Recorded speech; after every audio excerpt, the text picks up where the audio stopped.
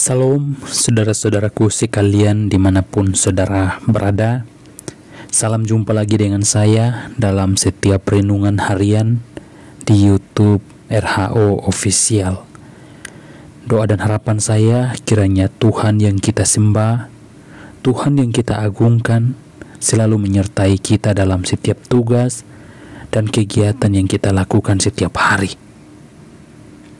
Sebelum kita membaca dan merenungkan firman Tuhan pada hari ini, saya mengajak saudara-saudara untuk kita berdoa. Mari kita berdoa.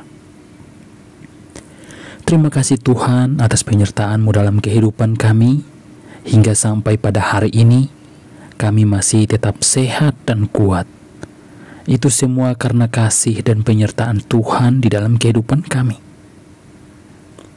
Dan pada kesempatan hari ini ya Tuhan, sebelum kami mulai kegiatan dan aktivitas kami yang Tuhan percayakan kepada kami, dimanapun kami berada, sepanjang hari ini, kami mau membaca dan merenungkan firman-Mu. Kiranya melalui firman Tuhan yang kami baca dan yang kami renungkan pada hari ini, kami semakin dekat kepada Tuhan, dan dimanapun kami berada, kami terus mengandalkan Tuhan di dalam kehidupan kami. Di dalam nama Tuhan Yesus Kristus, kami berdoa dan siap membaca dan merenungkan firman-Mu pada hari ini. Amin. Saudara-saudara yang terkasih di dalam nama Tuhan Yesus Kristus, firman Tuhan pada hari ini terambil dalam Kejadian pasal 48, ayat 8 sampai ayat yang ke-22. Ketika Israel melihat anak-anak Yusuf itu, bertanyalah ia, "Siapakah ini?" Jawab Yusuf kepada ayahnya, "Inilah anak-anakku yang telah diberikan Allah kepadaku di sini." Maka kata Yakub, "Dekatkanlah mereka kepadaku, supaya ku berkati mereka." Adapun mata Israel telah kabur karena tuanya, jadi ia tidak dapat lagi melihat. Kemudian Yusuf mendekatkan mereka kepada ayahnya, dan mereka dicium serta didekap oleh ayahnya. Lalu berkatalah Israel kepada Yusuf, "Tidak kusangka-sangka bahwa aku akan melihat mukamu lagi.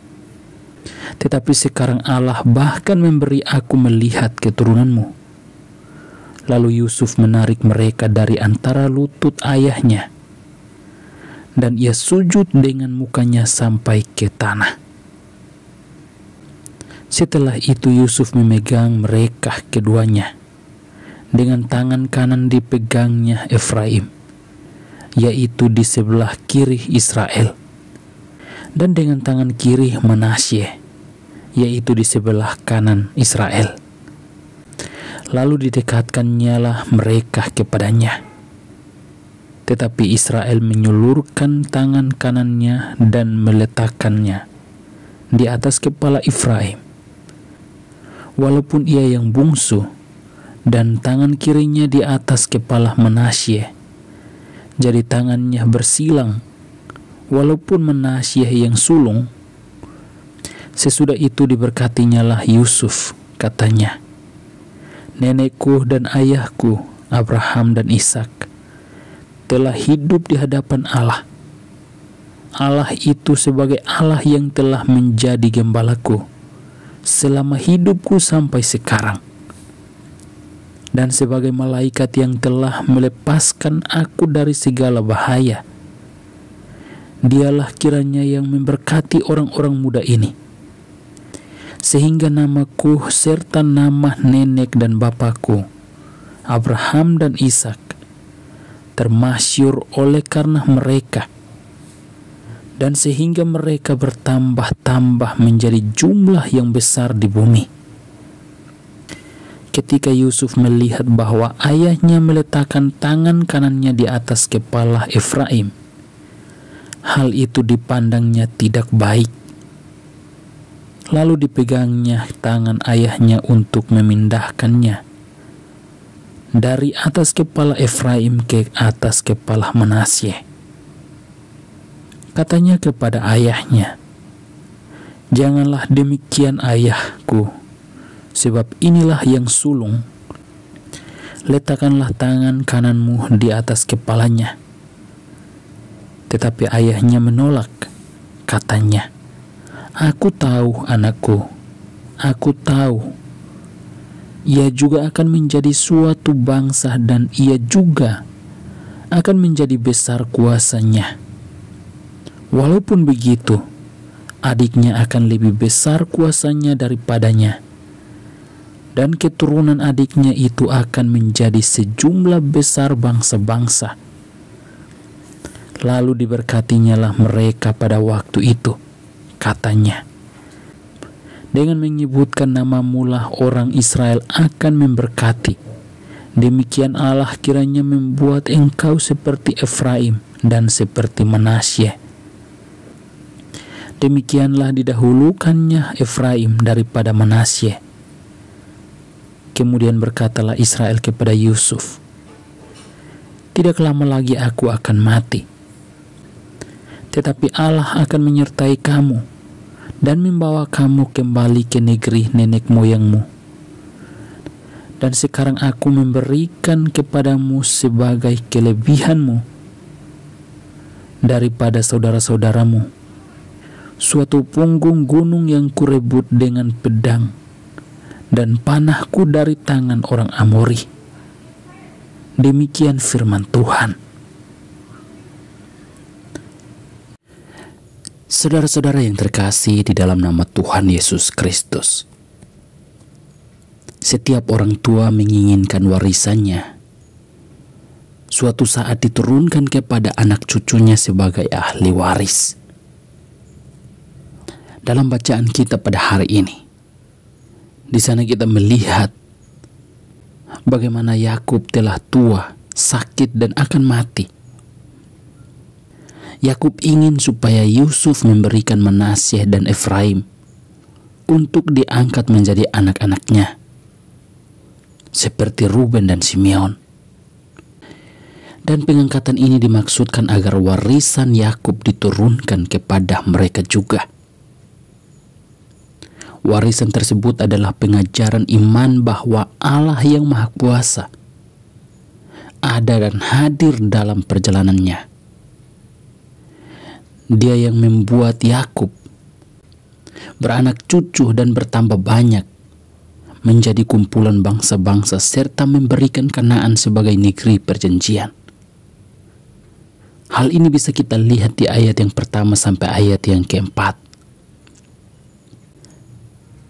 Yakub berbahagia bukan hanya karena Allah telah mengaruniakan kesempatan untuk bertemu dengan Yusuf dan keturunannya, tetapi juga mewariskan teladan iman yang ia peroleh dari Abraham dan Ishak.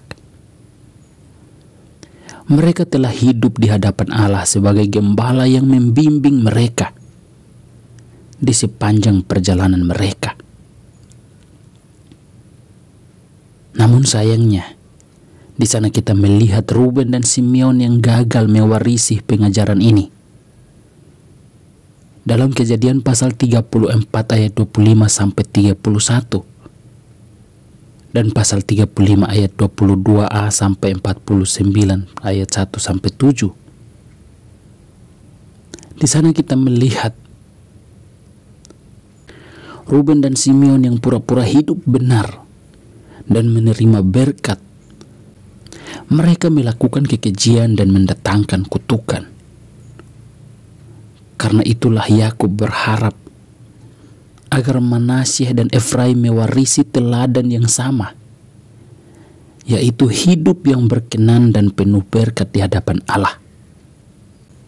Dan di suatu saat mereka akan mewariskan teladan iman Abraham, Ishak, Yakub dan Yusuf kepada anak cucu mereka. Hal ini dengan jelas kita bisa lihat di ayat yang ke-15 sampai 16.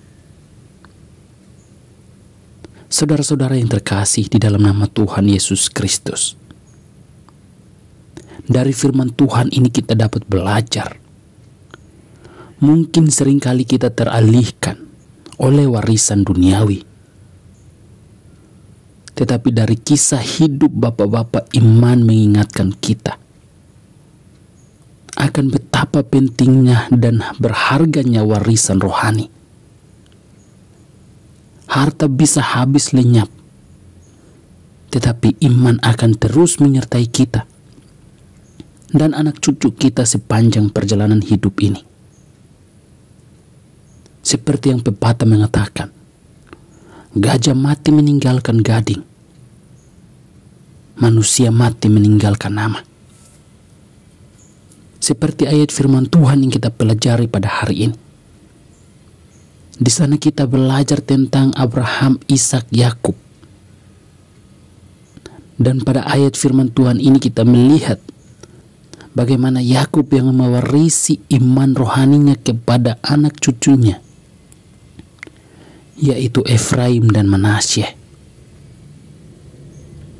Kita diajarkan dimanapun kita berada, jangan lupa menyampaikan firman Tuhan kepada anak-anak kita, kepada anak-anak cucu kita. Sebagai orang tua yang baik,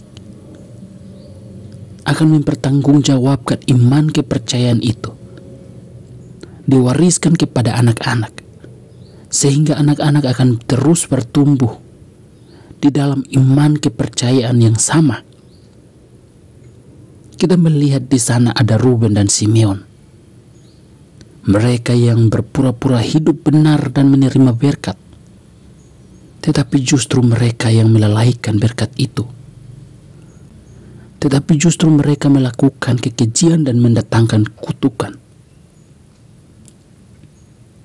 Karena itulah Yakub ingin mewariskan warisan rohani itu kepada Efraim dan Manasye.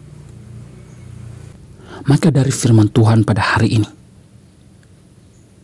kita diajarkan untuk terus belajar dimanapun kita berada. Kita percaya bahwa Tuhan yang kita sembah, Allah yang kita imani, Allah yang hidup, dan akan terus menyertai dan melindungi kita dalam berbagai kehidupan kita. Situasi dan keadaan apapun, Tuhan akan menolong kita. Mari kita berdoa. Terima kasih Tuhan buat penyertaan-Mu dalam kehidupan kami. Hingga sampai pada hari ini kami masih tetap sehat dan kuat. Itu semua karena kasih dan penyertaan Tuhan di dalam kehidupan kami. Dan pada kesempatan hari ini ya Tuhan, kami telah belajar firman-Mu tentang warisan rohani yang diturunkan oleh Yakub kepada Efraim dan Manasye. Maka kami juga diajarkan untuk kami selalu mengajarkan firman Tuhan dimanapun kami berada. Secara khusus kepada anak-anak kami, kepada cucu kami. Karena itulah yang Tuhan inginkan di dalam kehidupan kami. Firman-Mu yang harus disampaikan secara turun-temurun, agar hidup kami diberkati dan dilindungi dari segala ancaman. Di dalam nama Tuhan Yesus Kristus, kami berdoa dan menyerahkan seluruh hidup kami ke dalam tangan kasih-Mu. Tuhan, Engkau yang menolong dan menyertai hidup kami.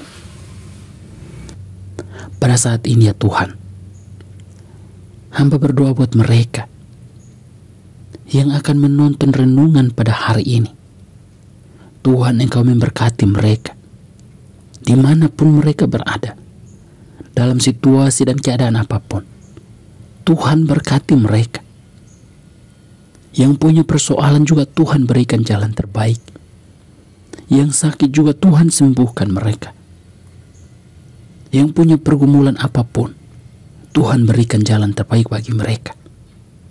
Kami percaya Allah yang kami imani dan yang kami agungkan, Dia yang selalu menyertai dan menolong kehidupan kami dimanapun kami berada. Di dalam nama Tuhan Yesus Kristus, kami berdoa dan mengucap syukur atas firman-Mu. Amin.